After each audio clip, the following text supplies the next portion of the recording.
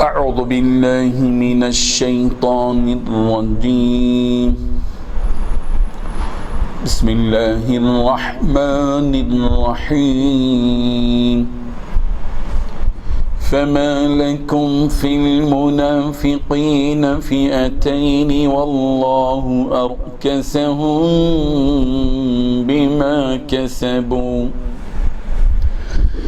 أتريدون أن تهدوا من أضل الله ومن يضلل الله فلن تجد له سبيلا صدق الله العظيم. حاضرین و ناظرین، یہ درس نمبر 385 ہے، 385 سورہ نساء کی آیت نمبر 88 کی تلاوت کی گئی. 88 لفظی ترجمہ دیکھیے، فما لکم، پھر تمہیں کیا ہوا، کہ فی المنافقین، منافقوں کے بارے میں، فئتین، دو گروہ ہو گئے، واللہ، اور اللہ نے، ارکسہم، الٹ دیا انہیں، بما، یہ سبب ان کے یہ بسبب ان کے اعمال کے جو کسبو، انہوں نے کمائے. کیا تریدون، تم چاہتے ہو کہ کہ تہدو، تم ہدایت دو، من، ان کو، جنہیں اضل اللہ، اللہ نے گمراہ کر دیا، ومن، اور جسے یضلل اللہ، اللہ گمراہ کر دے، فلن تجیدہ، تو ہرگز تم نہیں پائیں گے، لہو، اس کے لیے، سبیلاً، کوئی راہ. ترجمہ یوں ہے، اب کیا سبب ہے کہ مسلمانوں تم منافقوں کے بارے میں دو گروہ بن گئے، حالانکہ اللہ نے ان کو ان کے کرتوتوں کے سبب اوندھا کر دیا ہے. کیا تم چاہتے ہو کہ جس شخص کو اللہ نے گمراہ رہنے دیا ہے اس کو راستے پر لے آؤ، اور جس شخص کو اللہ گمراہ رہنے دے تم اس کے لیے کبھی بھی راستہ نہیں پاؤ گے. بزرگان محترم، اس آیت میں 4 باتیں بتائی گئی ہیں. پہلی بات، تمہیں کیا ہو گیا کہ منافقین کے بارے میں تم دو گروہ بن گئے، تم نے آپس میں اختلاف کر لیا.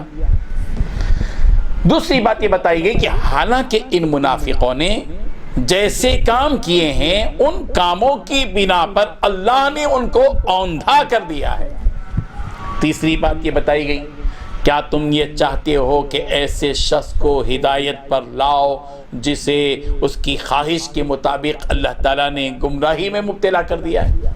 چوتھی بات یہ بتائی گئی، جس کو اللہ تعالیٰ گمراہی میں مبتلا کر دے اس کے لیے تم ہرگز کبھی کوئی بھلائی کا راستہ نہیں پاؤ گے. اس آیت کی تفسیر میں مفسرین نے 2 باتیں تحریر کی ہیں. ایک تو یہ کہ یہ آیت ان لوگوں کے بارے میں نازل ہوئی جو مکۃ المکرمہ سے مدینہ منورہ آئے، اور انہوں نے مدینہ منورہ پہنچ کر اس بات کا اظہار کیا کہ وہ مہاجر ہیں، ہجرت کر کے مکہ مکرمہ سے مدینہ منورہ آئے ہیں، مگر بعد میں وہ لوگ مرتد ہو گئے، اور یہ بہانہ بنا کر کہ ہم مکہ مکرمہ جا کر اپنا تجارتی سامان لے آئیں گے، رسول رحمت صلی اللہ علیہ وسلم سے اجازت مانگی اور مدینہ منورہ سے دوبارہ مکے کی طرف چلے گئے. ان لوگوں کے بارے میں صحابہ کرام میں آپس میں اختلاف ہو گیا، یعنی رائے ہر ایک کی الگ الگ ہوئی. بعض صحابہ کرام نے ان لوگوں کے بارے میں یہ بات کہی کہ یہ تو منافقوں کی جماعت ہے، تو منافق ہیں کہ آئے بھی اور چلے بھی گئے. اور دوسری جماعتیں کہنے لگی کہ نہیں بھائی، آئے تو تھے، اجازت لے کر گئے اللہ کے رسول صلی اللہ علیہ وسلم سے، تو مومن ہے وہ. جب یہ صحابہ کرام کے بارے میں ان کے بارے میں اختلاف ہوا تو قرآن مجید نے دودھ اور دو چار کی طرح دودھ کا دودھ پانی کا پانی کر دیا اور بتلا دیا کہ فما لکم فی المنافقین فئتین، کیوں بھئی کیا ہو گیا اے مسلمانوں تمہیں منافقوں کے بارے میں تم دو گروہ بن گئے. واللہ ارکسہم بما کسبوا، اللہ تبارک و تعالیٰ نے ان کے کرتوتوں کی وجہ سے انہیں اوندھا کر دیا ہے۔ اب یہ بھلا بتاؤ اتریدون ان تہدوا من اضل اللہ، بھلا بتاؤ جن کو اللہ نے ان کی خواہش کے مطابق ان کو جو ہے گمراہ کر دیا، کیا تم سب مل کر ان کو ہدایت دو گے؟ وَمَن يُضْلِلِ اللَّهُ فَلَن تَجِدَ لَهُ سَبِيلًا، جس کو اللہ گمراہ کر دے اس کی ہدایت کا کوئی راستہ آ نہیں سکتا، پیش نہیں آ سکتا۔ یہ حقیقت بتلا دی گئی اور مسلمانوں کو صاف صاف طور پر ان کے بارے میں بتا دیا گیا۔ دوسری بات مفسرین نے اس سلسلے میں جو دوسری بات نقل کی ہے وہ یہ کہ یہ وہ لوگ تھے جو مکہ معظمہ ہی میں رہ گئے تھے، ہجرت نہیں کی تھی، مکہ ہی میں رہ گئے تھے، اور ظاہر ہے کہ مکہ جب حضور اکرم صلی اللہ علیہ وسلم اور دیگر صحابہ نے ہجرت کی تھی ان پر بھی لازم تھا کہ وہ بھی ہجرت کریں دوسرے صحابہ کی طرح، لیکن انہوں نے ہجرت نہیں کی۔ ان لوگوں نے اپنے ایمان کا اعلان تو کیا تھا مگر اپنے دین کے لیے ہجرت جو ضروری تھی اس سے گریز کیا تھا۔ ظاہر بات ہے کہ ایسے مواقع پر ہجرت ضروری ہوتی ہے۔